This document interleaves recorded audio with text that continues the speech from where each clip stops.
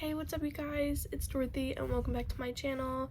And yes, it is early in the morning. Well, not really early, but I am just now getting up and getting around to doing stuff. I'm still in my pajamas, as you can see, but let's get right into these videos of the next book we're on, which is I'm Glad My Mom Died by Jeanette McCurdy. In today's video, we're going to be going into chapter 5, so let's start reading. This video may contain sensitive topics and foul language. If you do not wish to continue, please click off of the video now. You have been warned. Excuse me.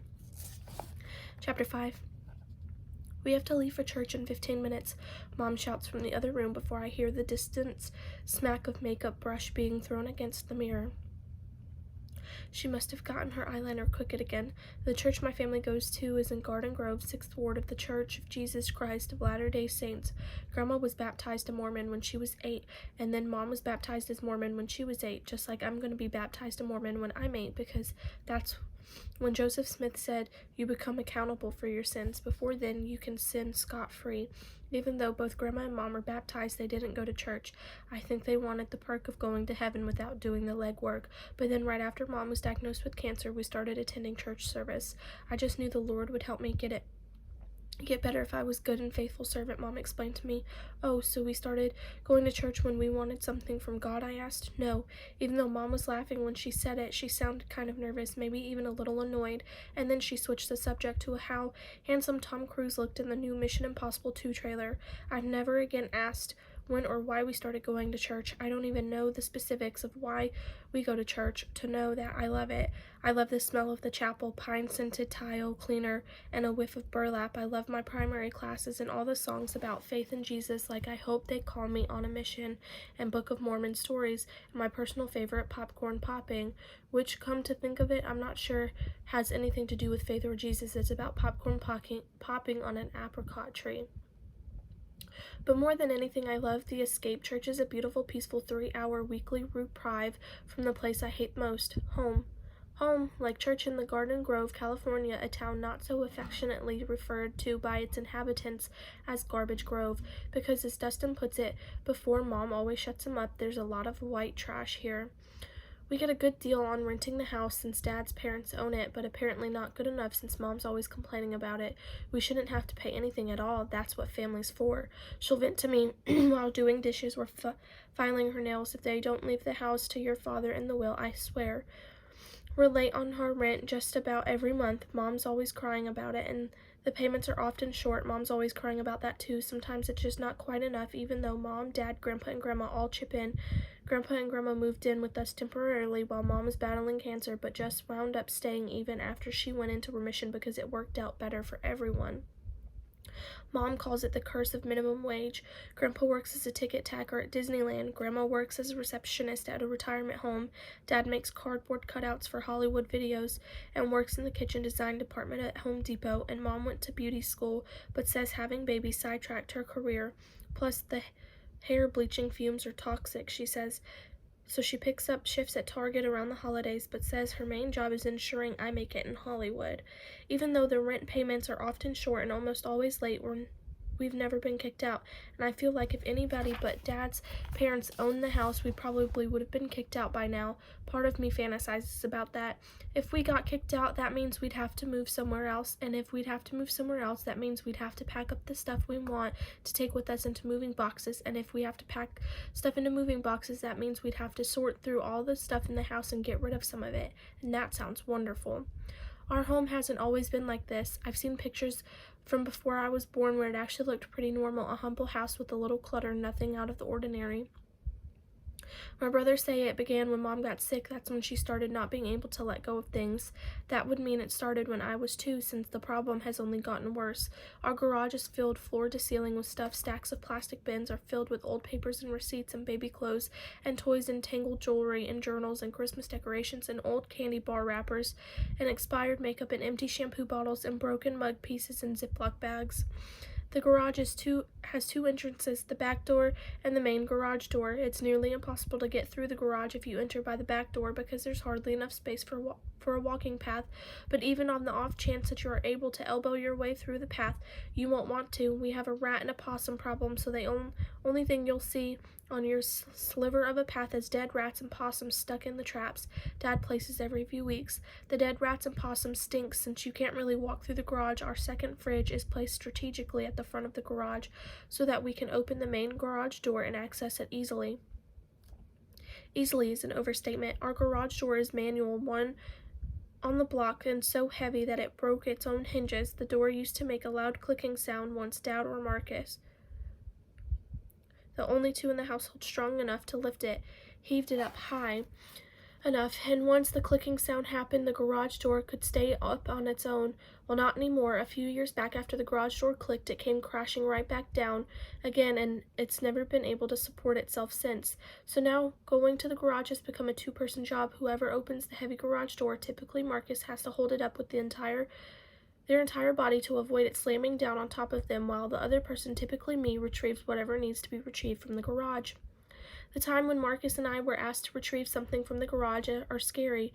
When Marcus holds up the garage door and his face winces underneath the weight of it, and I race to open the overstuffed fridge as quickly as possible and locate the needed food item in the fridge as quickly in the sea of other food items, I feel like I'm Indiana Jones and a boulder is coming and I have to snatch the hidden treasure before the boulder comes crashing down on me. The bedrooms are bad too. I remember a time when Marcus, Dustin, and Scott slept in their trundle bed and I slept in my nursery, but now our bedrooms are so filled with stuff you can't even determine where the beds are, let alone sleep in them. We don't sleep in the beds anymore. Trifold mats were purchased from Costco for us to sleep on in the living room. I'm pretty sure the mats were meant for kids' gymnastics exercises. I do not like sleeping on mine. This house is the embarrassment. This house is shameful. I hate this house. I hate how being inside it makes me feel tense and anxious, and all week long I look forward to my 3-hour escape into the land of testimonies and pine-scented tile cleaner. That's why it's so upsetting to me that my family can never get out the door on time, no matter how hard I try to make that happen. Come on, everybody, move, move, move, I shout while I buckle my left shoe. Dustin and Scotty are just now waking up. They rub the crust out of their eyes, and Grandpa clumsily steps over their Costco mat beds. Grandma and Grandpa sleep on the couch in what used to be my nursery, but has since transformed into their bedroom/storage room for more stuff. You each have 10 minutes to eat breakfast and change and brush your teeth, I say to Dustin and Scott as they head to the kitchen to happily pour themselves cereal, Lucky Charms for Dustin and Count Chocula for Scott. I can tell by their eye rolls that they think I'm bossing them around, but it doesn't feel like bossiness to me. It feels like desperation. I want order. I want peace. I want my 3-hour reprieve from this place. Did you guys hear me? I asked to no response. Grandpa stands in the corner of the kitchen buttering his toast, and the amount of butter he's using stresses me out. A pat that size is costly. Mom always tells me he uses half a stick of butter every day, and we can't afford it, and his diabetes can't afford it either. Grandpa, can you use a little less butter? You're gonna upset Mom. Huh? Grandpa calls out. I swear to God, he haunts me whenever I ask him something he doesn't want to respond to. Exasperated, I head out and spread open the white thing on the gray carpet in the living room. The white thing is a poorly named thin white floral patterned square that folds out into 3 10-inch by 10-inch segments. This trifold square serves as our table. Apparently, we have a thing for trifolds in our household, so I splay out the white thing as Dustin and Scotty walk single file into the living room. They're walking like they're on a tightrope with just as much focus on as tightrope walkers because they're both overfilled their bowls with milk and cereal to the point that the milk sloshes over and slides over the sides of their bowl and lands on the gray carpet. Mom tells them every single day how much she hates when their milk spills on the carpet and how it gives off a sour smell, but no matter how many times she tells them, they just keep overpouring their milk and cereal. Nobody listens around here. Mom hasn't yet put on her church shoes because she's putting them on because she saves putting them on for the last minute since they make her bunions throb, so I know that for the second she steps out onto the milk-sopped carpet, she'll rip off her tights, fly into hysterics, and demand we stop at Rite Aid on the way there so she can get a new pair of tights. If we stop at Rite Aid, that will cut into my 3-hour escape. We cannot stop at Rite Aid. I rush to the towel closet on my way there. I pass the bathroom. I press my ear against the closed door and hear Grandma complaining on the phone with a friend of hers. Jean left the price tag on the sweater she got me. She does that whenever she gets something on sale but wants to pretend like she's paid full price. It's pretty sneaky of her. Anyway, I went to Mervyn's and saw the sweater there 70% off. She didn't even spend $15 on me. Grandma, get out. The boys need to get in. I shout as I bang on the bathroom door. Why do you hate me? Grandma yells. She always does that when she's on the phone with someone, tries to make herself look like a victim. I get to the towel closet and grab the little red dish towel with the Christmas lights on it. Wet the end of it under the kitchen faucet and then press the wet end into the milk-soaked carpet. I look up at Dustin and Scotty eating on the white thing. Scott chews silently with an even and measured slow list, almost like he's in slow motion. Where's the urgency? Where's the purpose? Dustin chews with his mouth open, loud and chopping, urgent but not efficient. I check the clock, 11:12 a.m. Somehow we have to get out the door and into the van in 8 minutes so that we can get to church for the 11:30 service. Hurry it up, slowpokes, I bark at my brothers while pressing my full body weight into the wet Christmas towel on the milked carpet.